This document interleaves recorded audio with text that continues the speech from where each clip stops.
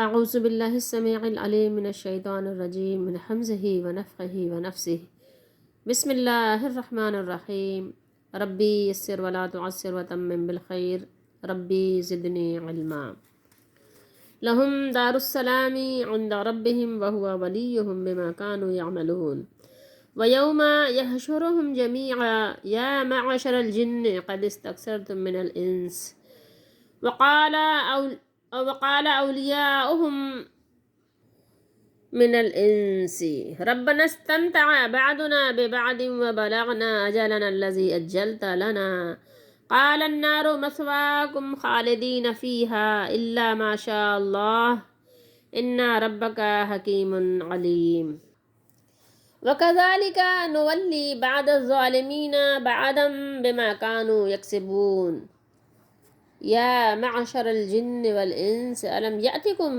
رسل منکم یقصون علیکم آیاتی وینذرونکم لقاء یومکم هذا قالوا شہدنا علی انفسنا وغرتهم الحیاة الدنیا وشہدوا علی انفسهم انہم كانوا کافرین ذالک ان لم یکن ربک مہلک القری بظلم واہلها غافلون ولکل درجات مما عملوا وما ربک بغافل عما یعملون۔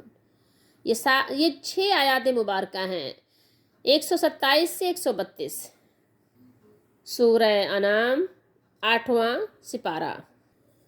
انہی کے لیے ان کے رب کے یہاں سلامتی کا گھر ہے اور وہ ان کاموں کی وجہ سے ان کا دوست ہے جو وہ کرتے رہے۔ کیا خوبصورت بات ہے! اللہ دوست ہے، اللہ ان کا ولی ہے، ان لوگوں کا جنہوں نے اللہ کو راضی کیا، اللہ کو راضی کرنے کے کام کرتے رہے۔ اللہ ہمیں بھی ان میں قبول کرے، ہمیں بھی ان میں شمار فرمائے، آمین۔ اور جس دن وہ ان سب کو اکٹھا کرے گا تو فرمائے گا یا معاشر الجن، فرمائے گا اے جنوں کے گروہ، تم نے انسانوں میں سے بہت زیادہ گمراہ کیے تھے۔ اور انسانوں میں سے ان کے دوست کہیں گے اے ہمارے رب، ہم نے ایک دوسرے سے فائدہ اٹھایا اور ہم اس میعاد کو، اس یعنی وقت مقرر کو جو آپ نے ہمارے لیے مقرر فرمائی تھی، یعنی پہنچ گئے، ہم پہنچے اس میعاد کو، اس وقت کو۔ اللہ تعالیٰ فرمائیں گے آگ ہی تمہارا ٹھکانہ ہے، تم اس میں ہمیشہ رہو گے، ہاں اگر اللہ چاہے تو دوسری بات ہے، بے شک آپ کا رب بڑا حکمت والا، خوب جاننے والا ہے۔ اور اسی طرح ہم بعض ظالموں کو بعض پر ان کاموں کی وجہ سے مسلط کر دیتے ہیں۔ کتنی ڈرنے کی بات ہے یہ! بعض ظالموں کو اللہ بعض پر مسلط کر دیتے ہیں جو وہ کرتے رہے۔ یہ بھی ایک آپ کے یعنی عمل کا رد عمل ہے، آپ جو کرتے ہیں اسی طریقے سے آپ کے ساتھ بھی کیا جاتا ہے۔ اے جنوں اور انسانوں کے گروہ، کیا تمہارے پاس تمہیں میں سے رسول نہیں آئے تھے؟ سوال ہو رہا ہے۔ وہ تم سے میری آیات بیان کرتے تھے اور تمہیں تمہاری اس آج کے دن کی ملاقات سے ڈراتے تھے؟ تب وہ کہیں گے ہم اپنے آپ پر گواہی دیتے ہیں اور انہیں دنیا کی زندگی نے دھوکے میں ڈالے رکھا۔ غرہ یا غرو کیا ہے؟ دھوکا۔ دھوکا کس طرح کا ہے؟ ابھی دھوکے پہ بھی بات کر لیں گے، ویسے دھوکا آپ پیچھے بھی پڑھ چکے ہیں، آگے مزید پڑھیں گے۔ یہ دنیا دھوکا ہے، دنیا کا سامان بھی دھوکا ہے، یہ دنیا کی تمام طرح کی آپ کی آرزویں جو ہیں وہ دھوکا ہیں۔ دنیا کے دھوکے فریب میں مت آئیے، شیطان بھی دھوکا دیتا ہے آپ کو، آپ کا نفس بھی آپ کو دھوکا دیتا ہے۔ جگہ جگہ اس غرور کی اور غرور کی بات ہوئی ہے، اور وہ اپنے آپ پر گواہی دیں گے کہ بے شک وہ کفر کرنے والے تھے۔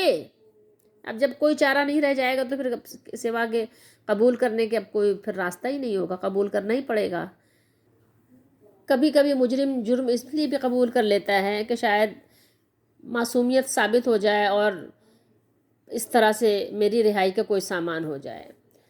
یہ رسول اس لیے بھیجے گئے کہ آپ کا رب بستیوں کو ان کے ظلم کی وجہ سے ہلاک کرنے والا نہیں۔ اللہ تعالیٰ یوں ہی نہیں ہلاک کر دیتا کہ لوگ بے خبر ہیں، ان تک پیغام پہنچا ہی نہیں، بلکہ پیغام پہلے پہنچایا جاتا ہے۔ تو اللہ تعالیٰ یوں ہی کسی کو ہلاک نہیں کر دیتا۔ کسی بھی قریہ بستی کی بات ہو رہی ہے. اللہ ایسے ہی مہلک ان کو ہلاک نہیں کرتا. جبکہ ان کے باشندے غافل ہوں. غافل سے مراد یہ ہے کہ ان کو پیغام ہی نہ پہنچا ہو، ان کو خبر ہی نہ پہنچی ہو. خبر پہنچی ہے، ہر طرف سے آواز آ رہی ہے کہ ایک اللہ ہے، قرآن کتاب ہے اللہ کی، اللہ کے رسول آخری رسول آ چکے ہیں، خبردار کر دیا ہے. ہر طرف سے یہ آوازیں آ رہی ہیں، خبر سب کو پہنچ رہی ہے اور خبر سب کو پہنچائی جا رہی ہے. اور ہر ایک وَلِكُلٍّ دَرَجَاتٌ مِّمَّا، اور ہر ایک کے لیے ان کے اعمال کی وجہ سے درجے ہیں. کیا ہے؟ ایسا نہیں ہے کہ آپ کسی اور درجے میں جا کے بیٹھ جائیں. ڈائریکٹر ہیں تو آپ ڈائریکٹر کی سیٹ پہ بیٹھیں گے، چیئرمین کی سیٹ پہ تھوڑی بیٹھیں گے. ٹھیک ہے، ہر ایک کے لیے درجے ہیں جو انہوں نے کیے، اور آپ کا رب اس سے غافل نہیں جو وہ کرتے ہیں، جو کر رہے ہیں. غافل تو نہیں اللہ، نہیں، بالکل بھی نہیں. لہم دار السلام، ان کے لیے سلامتی کا گھر ہے.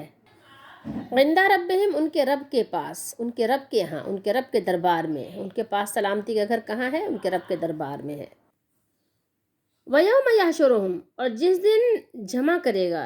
یہاں پر اللہ تعالیٰ نے فرمایا نبی کریم صلی اللہ علیہ وسلم کو مخاطب کر کے کہ آپ اپنی امت کو خبردار کر دیجئے کہ اس دن کو یاد کریں، اپنی قوم کو بتا دیجئے، اپنی قوم کو اس دن کے حالات آپ بتائیں اور انہیں ڈرائیں.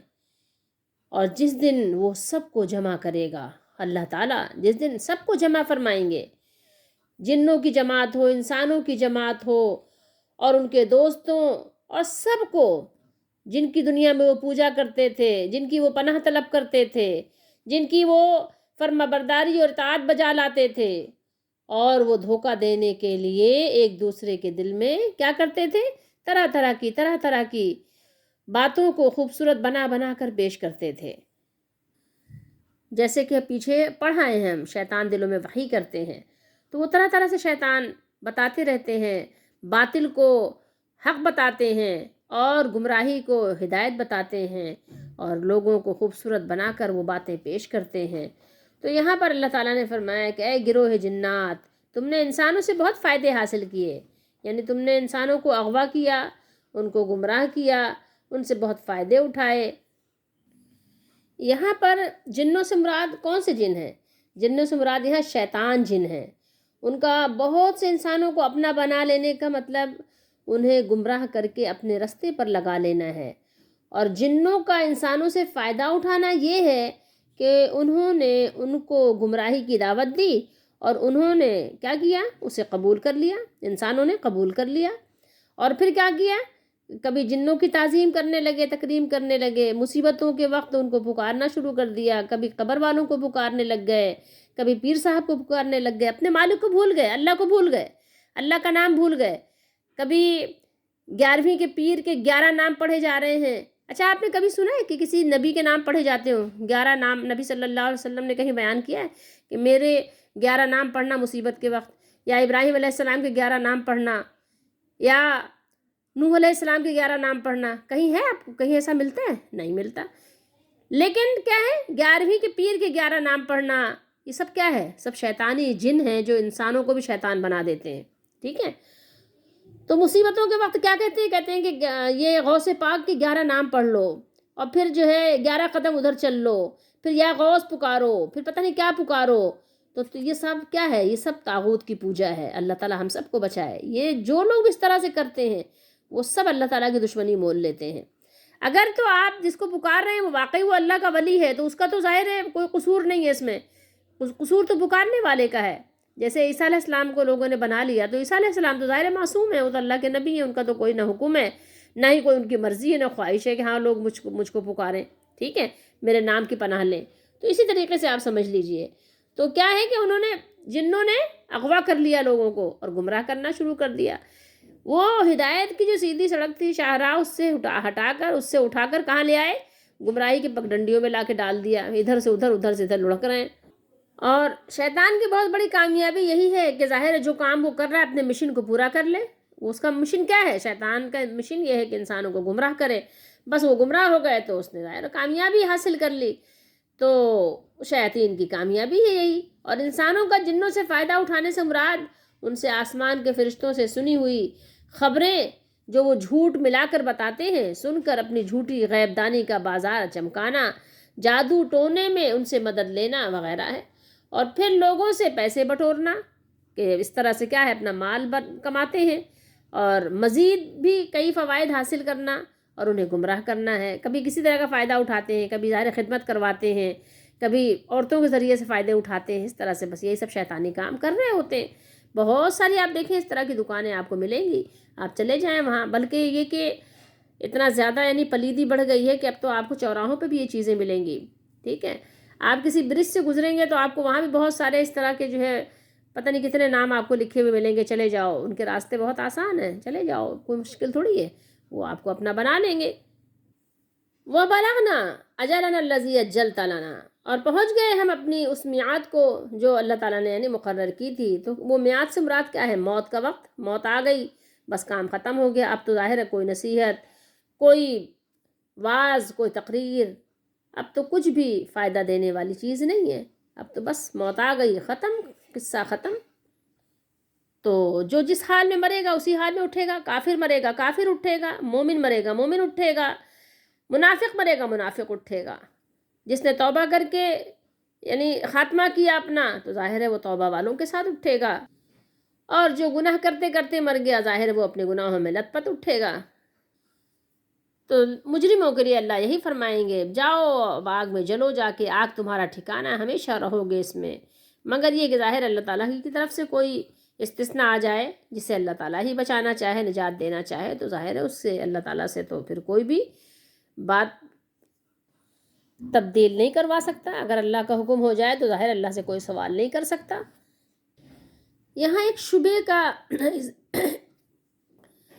ازالہ بھی بہت ضروری ہے، وہ یہ کہ الا ماشاء اللہ اس لفظ سے کسی کو شبہ پیدا ہوتا ہے یا ہو سکتا ہے کہ جہنم آخر ختم ہو جائے گی، تو اس کے جواب میں فرمایا ہے مفسرین نے کہ جو فرمایا کہ آگ میں رہا کریں گے مگر جو چاہے اللہ، تو یہ اس لیے کہ اگر دونوں یعنی جنت اور دوزخ مقامات دائمی ہیں تو دوزخ میں رہنا، دوزخ کا عذاب دائمی ہے تو کس وجہ سے ہے؟ اللہ کے چاہنے سے ہے۔ وہ چاہے تو اس کو کیا کرے؟ ختم کر دے، مگر اللہ تعالیٰ کی چاہت ہو چکی، وہ چاہ چکا، تو اس لیے نہ جنت ختم ہوگی نہ دوزخ ختم، یہ جان لیجئے۔ لیکن یہ ہے کہ اب اس پہ بہت سے لوگ بحث کرتے ہیں، بحث کرنا چاہتے ہیں، تو ضرورت نہیں آپ کو بولنے کی، کیونکہ جو اللہ تعالیٰ نے فرما دیا یہاں پر آپ بس کر دیجئے۔ اور اگر تو آپ یہ کہیں کہ ہاں 1000 ارب کے بعد جو ہے جہنم ختم بھی ہو جائے، اگر میں ایک اگر لگایا ہے بفرض محال، تو آپ جو ہے یہ بتائیے کہ 1000 ارب جو ہے برس تک آپ کیا دوزخ میں جلنے کا آپ وہ رکھتے ہیں کیا؟ مطلب حوصلہ اسٹیمنا آپ کے پاس ہے اتنا؟ آپ ٹھہر سکتے ہیں وہاں پہ؟ اتنے عرصے جل سکتے ہیں؟ اتنے عرصے تک آپ سانپ بچھو کا ڈسا آپ برداشت کر سکتے ہیں؟ نہیں کر سکتے۔ ایک دن نہیں، ایک دن بہت بھاری ہے، ایک رات بہت بھاری ہے۔ بہرحال دین کے بہت سے ایسے امور، ایسے معاملات ہوتے ہیں جس میں بحث کرنا بالکل بھی مناسب نہیں ہوتا، تو اس میں آپ نے بحث نہیں کرنا۔ وَكَذَلِكَ نُوَلِّي بَعْضَ الظَّالِمِينَ بَعْضًا، یعنی جس طرح ہم نے جنات اور بعض انسانوں کو ایک دوسرے کا دوست بنا دیا، اسی طرح ہم ظالموں اور فاسق اور فاجر انسانوں کو ان کے اعمال کے سبب ایک دوسرے کا دوست بنا دیتے ہیں۔ آپ نے دیکھا ہوگا ایسے لوگ ہوتے ہیں نا کہ برائی میں ایک دوسرے کی مدد کرتے ہیں، برائی میں ایک دوسرے کا تعاون کرتے ہیں، اور یہ بھی ہے کہ اسی طرح ہم آخرت میں ظالموں کو ایک دوسرے کا ساتھی بنا دیں گے، دونوں پڑے رہیں گے ایک ساتھ جہنم میں، ٹھیک ہے۔ جس طرح وہ دنیا میں گناہوں کے معاملات میں ایک دوسرے کے ساتھی اور مددگار تھے، اسی طرح آخرت میں جب وہ عذاب ہوگا تو عذاب بھگتنے میں بھی وہ ایک دوسرے کے شریک حال ہوں گے۔ سورہ زخرف میں اللہ تعالیٰ نے ارشاد فرمایا وَمَن يَعْشُ عَن ذِكْرِ الرَّحْمَنِ نُقَيِّدْ لَهُ شَيْطَانًا فَهُوَ لَهُ قَرِينٌ، اور جو کوئی اللہ کی یاد سے آنکھیں بند کر لے، غافل ہو جائے، تغافل کرے، ہم اس پر ایک شیطان مقرر کر دیتے ہیں تو وہ اس کا ساتھی ہو جاتا ہے۔ اللہ سے دعا کریں کہ اللہ تعالی ہم سب کو ہر طرح کی غفلت سے بچائے اور اللہ تعالیٰ ہمیں ہر طرح کے شیطانوں کے مسلط ہونے سے بچائے۔ اللہ تعالیٰ ہم سب کی حفاظت فرمائے، مدد فرمائے، بے شک وہی ولی ہے ایمان والوں کا۔ اللہ تعالیٰ ہم سب کا ولی اور والی بن جائے اور ہماری حفاظت فرمائے۔ یہاں پر جنوں اور انسانوں کو یعنی ڈانٹ ڈپٹ ہے، سرزنش ہے۔ اللہ تعالیٰ قیامت کے دن کیا کریں گے؟ سرزنش کرتے ہوئے کافر جنوں اور انسانوں سے سوال کریں گے، حالانکہ اسے خوب معلوم ہوگا، اللہ کو تو سب معلوم ہے، کیا رسولوں نے ان تک اس کے پیغام کو پہنچایا تھا یا نہیں۔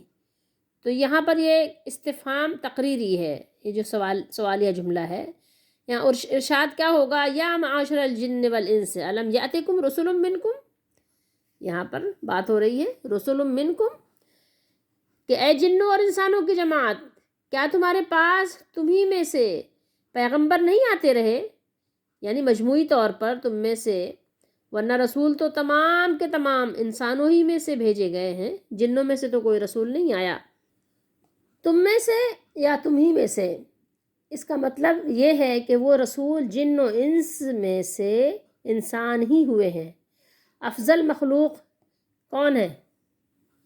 انسانوں میں افضل و اعلیٰ سب سے برتر و بالا وہ کون ہے؟ محمد رسول اللہ صلی اللہ علیہ وآلہ وسلم اور انبیاء علیہم الصلاۃ والسلام۔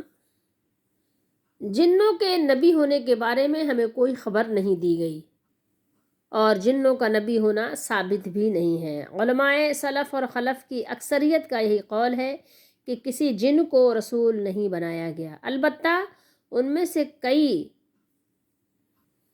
ڈرانے والے گزرے ہیں، دین کی ظاہر اپنے لوگوں میں سوجھ بوجھ پیدا کرنے والے آئے ہیں، وہ ہوئے ہیں، اپنی قوم کو خبردار کرنے والے بھی۔ اور وہ جنات ہوتے کون تھے؟ وہ سب نبی پر ایمان لانے والے ہوتے تھے، ٹھیک ہے، وہ نبی جو انسانوں میں مبعوث ہوتے تھے، انسانوں کی طرف آنے والے رسولوں پر وہ ایمان لا کر اپنی قوم کو نبی کا پیغام پہنچاتے تھے، اللہ کا پیغام پہنچاتے تھے، اللہ کی کتاب کا علم سکھاتے تھے۔ یہ قرآن پاک میں ہم آگے پڑھیں گے، بہت ساری صورتوں میں، سورہ جن میں، سورہ حقاف میں یہ ساری باتیں آئیں گی انشاءاللہ۔ جنہوں نے رسول پر ایمان لانے کا اقرار کیا ہے اور اپنی قوم کو ایمان لانے کی دعوت دی ہے۔ جب اللہ تعالیٰ سوال کریں گے کہ کیا تمہارے پاس نبی نہیں آئے، رسول نہیں آئے، خبریں نہیں آئیں، تمہیں ڈرایا نہیں گیا، تمہیں آگاہ نہیں کیا گیا، تو پھر ان کو اقرار کرنا ہی پڑے گا، اس کے سوا چارہ نہیں ہوگا۔ اور کہیں گے کہ ہم اقرار کرتے ہیں کہ آپ کے رسولوں نے ہم تک آپ کے پیغام کو پہنچا دیا تھا، ہمیں آج کے دن کی ملاقات سے بھی ڈرایا تھا، اور آج کے دن کے بارے میں بھی یہ صاف صاف بتا دیا تھا کہ یہ ہر صورت میں آ کر رہے گا، لیکن ہم خود ہی تھے کہ غافل تھے اور بھولے ہوئے تھے اس دن کو۔ بس دنیا کی زندگی میں ایسے مگن ہو گئے، ایسا دھوکہ ہو گیا ہم کو کہ بس سمجھے کہ دنیا ہی دنیا سب کچھ ہے، سارا فیض یہیں کا لے لو۔ تو اللہ تعالیٰ نے یہاں فرمایا وغرتہم الحیات الدنیا، اور ان لوگوں کو دنیا کی زندگی نے دھوکے میں ڈال رکھا ہے۔ انہوں نے اپنی دنیا کی زندگی کو کیا کیا؟ غفلت میں، کوتاہیوں میں، بدعمالیوں میں صرف کر دیا، گزار دیا۔ انبیاء کرام علیہم الصلاۃ والسلام کی باتوں کو انہوں نے سچ مانا ہی نہیں، ان کے لائے ہوئے معجزات کی مخالفت کے باعث وہ ہلاک ہو گئے، کیونکہ دنیا کی زندگی کی سج دھج، چمک دمک اور اس کی خواہشوں نے انہیں فریب میں مبتلا کر رکھا تھا، اور اب خود اپنے آپ پر وہ اپنے اوپر گواہی دے رہے ہیں قیامت کے دن کہ بے شک وہ کفر کرتے تھے۔ دنیا میں انہوں نے کیا کیا؟ جو پیغامات ان کے پاس آئے، جس دین و شریعت کو لے کر انبیاء علیہم الصلاۃ والسلام تشریف لائے تھے، انہوں نے اسے قبول کرنے سے انکار کر دیا تھا، مان ہی نہیں رہے تھے، اپنی مرضی پہ کافروں کے طریق پہ چل رہے تھے۔ آج آپ دیکھ لیجئے، جا کر باہر نکلیے، نکلنے کے لائق نہیں رہ گیا۔ ذالک، یہ اس لیے کہ آپ کا رب، ہم سب کا رب، بستیوں کو ظلم کی وجہ سے ہلاک کر دینے والا نہیں ہے، اور وہاں کے رہنے والوں کو کچھ بھی خبر نہ ہو، کچھ بھی ان کو بتایا نہ جائے، ان کو آگاہ نہ کیا جائے، ایسا نہیں ہے۔ اللہ تعالیٰ پہلے رسولوں کو بھیجتے ہیں، مبعوث فرماتے ہیں رسولوں کو، اور کتابوں کو نازل کر کے جنوں اور انسانوں پر حجت قائم کر دی جاتی ہے، حجت تمام کر دی جاتی ہے، تاکہ کسی ایسے شخص سے اس کے ظلم کی وجہ سے باز پرس نہ ہو جس تک اس کو دعوت ہی نہیں پہنچی. ٹھیک ہے، جس کو دعوت نہیں دی گئی ہو دین کی تو پھر تو بات ہی بالکل الگ ہو جائے گی. اس لیے پہلے دین کی دعوت پہنچائی جاتی ہے. تو اللہ تعالیٰ کی سنت یہ ہے کہ ہم نے تمام امتوں کے عذر کو ختم کر دیا ہے، اور جس امت کو بھی ہم نے عذاب دیا تو اس کی طرف رسولوں کو بھیجنے اور حجت تمام کرنے کے بعد عذاب دیا ہے. یہ اللہ کی سنت ہے. سورہ فاتر میں اللہ تعالیٰ نے ارشاد فرمایا وَإِن مِّنْ أُمَّةٍ إِلَّا خَلَا فِيهَا نَذِيرٌ، اور کوئی امت ایسی نہیں جس میں کوئی ڈرانے والا نہ آیا ہو. اور فرمایا وَلَقَدْ بَعَثْنَا فِي كُلِّ أُمَّةٍ رَسُولًا أَنِ اعْبُدُوا اللَّهَ وَاجْتَنِبُوا الطَّاغُوتَ. کیا فرمایا؟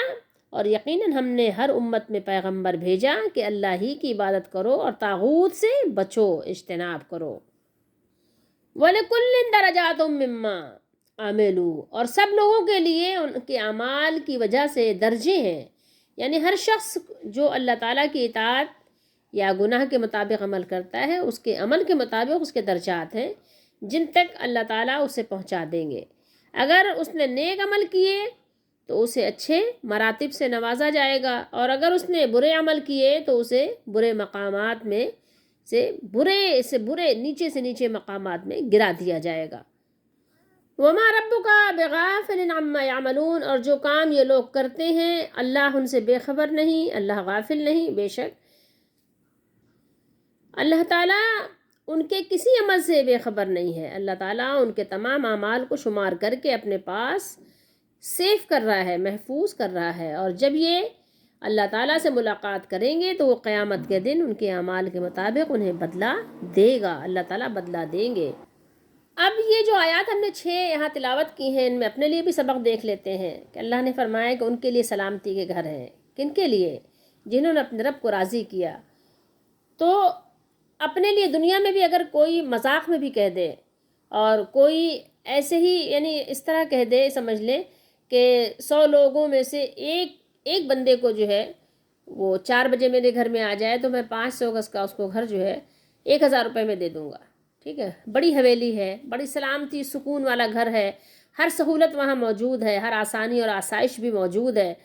تو 4 بجے رات میں ہمارے گھر آ جانا.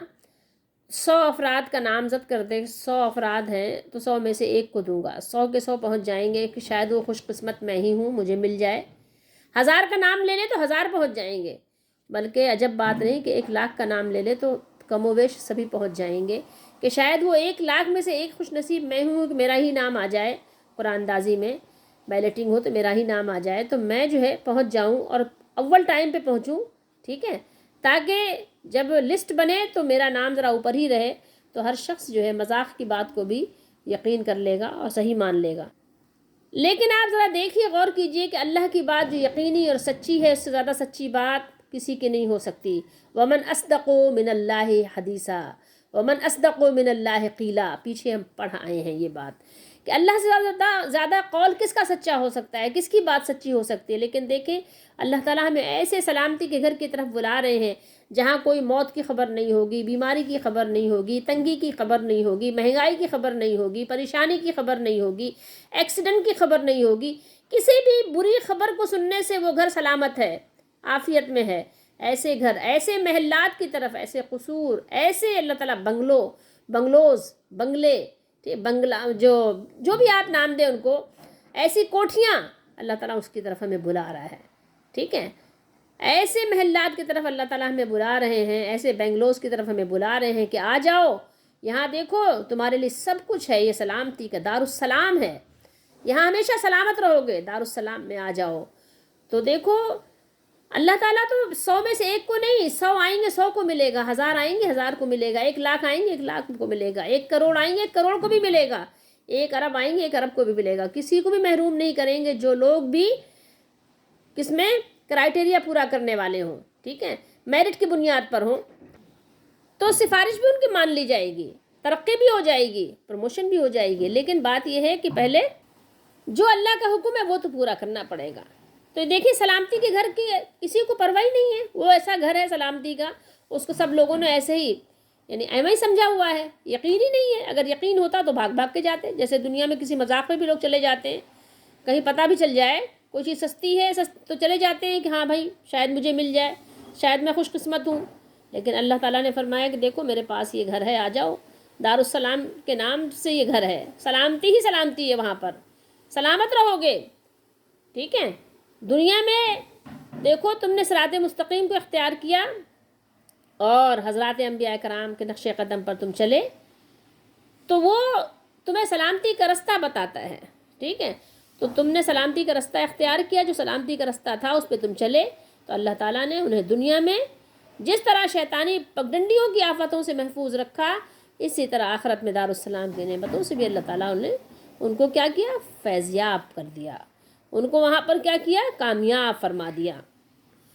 وَهُوَ وَلِيُّهُمْ، اور وہی ان کا دوست ہے، کون؟ اللہ، ان کا حافظ و ناصر اور مددگار ہے۔ جو وہ کرتے رہے، یعنی ان کے اعمال صالحہ کی جزا کے طور پر اللہ تعالیٰ ان کا حامی و ناصر مددگار بن گیا، اور اس نے محض اپنے فضل و کرم سے ان سب کو جنت کی سعادت، کامیابی اور کامرانی سے سرفراز فرما دیا۔ آئیے جلدی کیجئے، جلدی کریں، فری میں محل مل رہا ہے، کچھ بھی نہیں کرنا زیادہ، بس صرف اپنے مالک کی بات ہی تو ماننی ہے۔ ایسا تھوڑی کرنا ہے کہ آپ کو شادی نہیں کرنا ہے، آپ خوش بھی نہیں ہو سکتے، آپ کو کھانا نہیں کھانا، سب کچھ کریں، آپ کھانا بھی کھائیں، پانی بھی پئیں، اور بس اپنے مالک کے حکم کے مطابق کریں، اور رسول علیہ السلام کی زندگی کو پیش نظر رکھیں، صحابہ کرام کے فہم کو پیش نظر رکھیں۔ باقی یہ کہ بغاوت نہیں کرنی، نافرمانی نہیں کرنی، غلطی کبھی ہو بھی جائے تو جلدی سے توبہ کر لینا ہے۔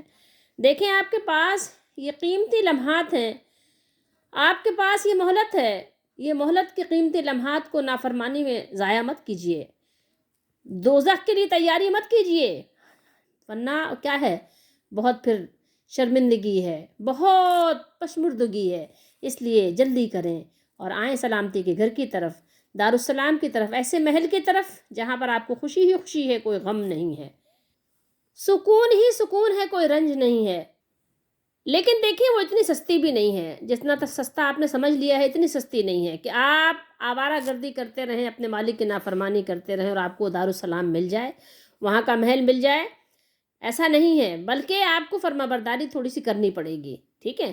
تھوڑی سی مراد یہ ہے کہ پابندیوں کے حساب سے آپ نے کام کرنا ہے، جو بھی کام کرنا ہے حدود کے دائرے میں کرنا ہے، بس بہت زیادہ پابندی اللہ نے لگائی ہی نہیں ہے۔ 5 وقت کی نماز ہے، وہ آپ کو سنت کے مطابق پڑھنا ہے، سال میں 1 مہینے کا روزہ رکھنا ہے، حیا کے خلاف حیا سوز کام نہیں کرنا ہے، حیا پوش کام کرنا ہے، حیا کو حیا کے اندر رہنے دینا ہے، بے پردگی نہیں کرنی، مکس گیدرنگ خلط ملط نہیں کرنا آپ نے، یہ ساری چیزوں کا آپ نے خیال رکھنا ہے۔ حرام نہیں کھانا، حلال کھانا ہے، کھانے کو پابندی نہیں ہے، لیکن حلال کھانا ہے، جتنے جس دائرے میں بتایا گیا اس طریقے سے کھانا ہے، اور اللہ کے سوا کسی کو اپنا مالک و کارساز نہیں بنانا ہے، طاغوت کا بھرپور انکار کرنا ہے، اور یہ ملے ہوئے قیمتی لمحات، مہلت کے جو قیمتی لمحے ہیں، اس کو نافرمانی میں ضائع نہیں کرنا ہے، اور ظلم و زیادتی سے ہر صورت میں اپنے آپ کو بچانا ہے، ہر صورت میں، ورنہ کیا ہے، ذلیل و خوار اور تباہ و برباد ہو جائیں گے۔ اپنے آپ کو تباہی اور بربادی سے ہر حال میں بچانا ہے۔ بہر غفلت یہ تیری ہستی نہیں، بہر غفلت یہ تیری ہستی نہیں، رہ گزر دنیا ہے یہ بستی نہیں، جائے عیش و عشرت و مستی نہیں، دیکھو جنت اس قدر سستی نہیں، اتنی سستی بھی نہیں ہے جتنا آپ نے سمجھ لیا ہے کہ بس جناب اپنے آپ کو مسلمان کہتے تو ہیں اور رسمیں ادا تو کرتے ہیں، تو رسموں کو ادا کرنے سے آپ مسلمان نہیں ہو جائیں گے، اور رسمیں ادا کرنے سے آپ صرف جنت میں نہیں چلے جائیں گے۔ اپنے مالک کی بات کو مان لو، ورنہ دیکھو رسمیں ادا کرنے سے کچھ نہیں ہوگا، اس سے پہلے کہ اجلتا لنا، وہ جو وقت معجل ہے، وقت اجل ہے، وہ آ جائے، موت کا وقت آ جائے، پھر ظاہر ہے آپ کو پتہ ہے کہ کوئی نصیحت فائدہ نہیں دے گی، کوئی نصیحت کام نہیں آئے گی، ناصحہ مت کر نصیحت دل میرا گھبرائے ہے، اس کو دشمن جانتا ہوں جو مجھے سمجھائے ہے۔